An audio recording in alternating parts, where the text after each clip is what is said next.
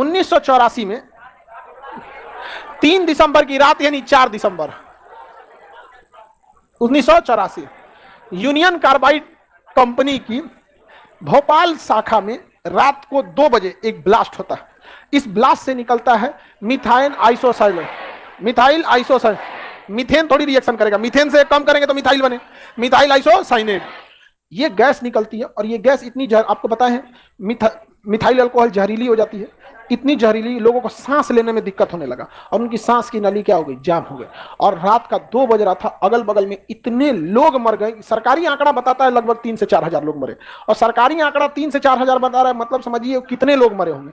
सरकार बस उन्हीं को मरने में आंकड़ा जोड़ती है जो लोग लड़ सकते हैं सरकार से। ट्रेन का एक्सीडेंट होता है ना तो केवल रिजर्वेशन और एसी वालों का जोड़ा जाता है, जनरल वालों को बतईबे नहीं करता है क्योंकि उनका नाम पता रहबे नहीं करता है। जनरल टिकट जाइएगा तो आपसे कुछ नहीं पूछेगा, टिकट दिल्ली का दे दिया, लेकिन जब रिजर्वेशन स्लीपर या एसी में जाइएगा तो आपका नाम, आपका एड्रेस, आधार कार्ड सब कंपलसरी कर देता है कि नहीं करता, वही बताता है। लेकिन ये बहुत दुखद घटना थी। सुप्रीम कोर्ट अभी कह दिया कि जो भोपाल गैस त्रसदी में जो लोग मरे थे उनको जितना मुआवजा दिया जाता है उतना ही दिया जाएगा, उसमें नहीं बढ़ोतरी होगी।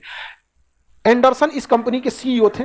जब वो भारत आए थे तो उनको गिरफ्तार कर लेना चाहिए, लेकिन उस समय कुछ राजनीतिक कारण ऐसे रहे थे जो वो एंडरसन भारत से भागने में सफल हो गया और उसके बाद वो भारत कभी नहीं आया और वो मर चुका है। 2016 या 17 में मर गया था, अभी एग्जैक्ट हमको नहीं ध्यान पे आ रहा है, लेकिन 16 के आसपास वो मर गया था, 16 में मर गया था एंडरसन। और सुप्रीम कोर्ट में अभी भी मुकदमा चल रहा है उसके खिलाफ। हाँ, मरने के बाद मुकदमा चल रहा है।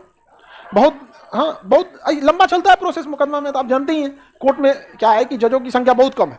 चल रहा है यहाँ पे, तो बहुत दिक्कत हुआ था इस सब चीज़ों में, बहुत लोग जान गई थी। और वो क्या हुआ था, जो मिथाइल आइसोसाइनेट का टैंक था उस टैंक को पानी से बचाना था, लेकिन एक घोंचू इंजीनियर वाटर का सप्लाई उसी टैंकवा के ऊपर ले गया था। अरे चोटा कहीं का, भाई दीवी अगर पनिया की सप्लाई गड़बड़ होती है तो उसी में गिरेगा, दूर से ले जाओ। अब हुआ क्या कि एक टैंक में आग लग गया, ब्लास्ट कर गया टैंक। अब जब 1 हफ्ता बाद ये सब चीज शांत हुआ तो 2 टैंकवा बगल में था।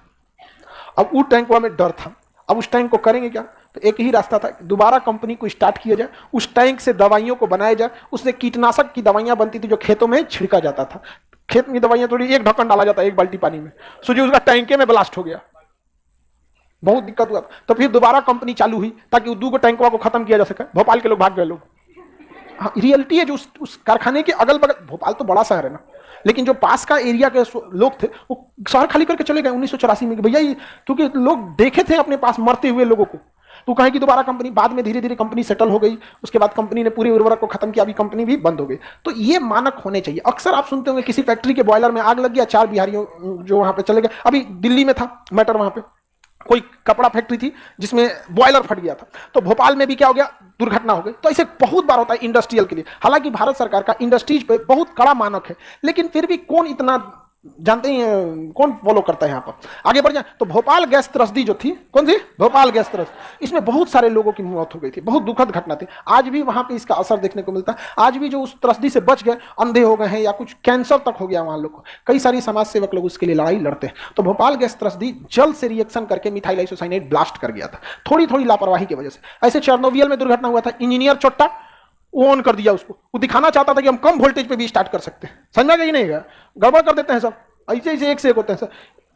कई को देखिएगा ना, 4 व्हीलर स्टार्ट करेगा ऐसा, गाड़ी में बैठेगा, बैठते स्केलेटर लेके निकल जाएगा। अरे ये तरीका नहीं है। ठंडी का दिन रहेगा तो आपका पंप फट जाएगा, उसका फ्यूल पंप वहां पे, क्योंकि चीजें जमी रहती हैं, टेम्परेचर कम रहता है। गाड़ी स्टार्ट करके ठंड के दिन में थोड़ा देर छोड़ देना चाहिए, 5 मिनट, लेकिन ना दिखाएंगे कैसे कि हमारे लगे गाड़ी है।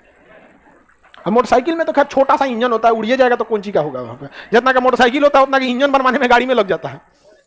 हाँ, ये गलती करता है, बहुत सारे लोगों की जान चली गई। तो भोपाल समझ में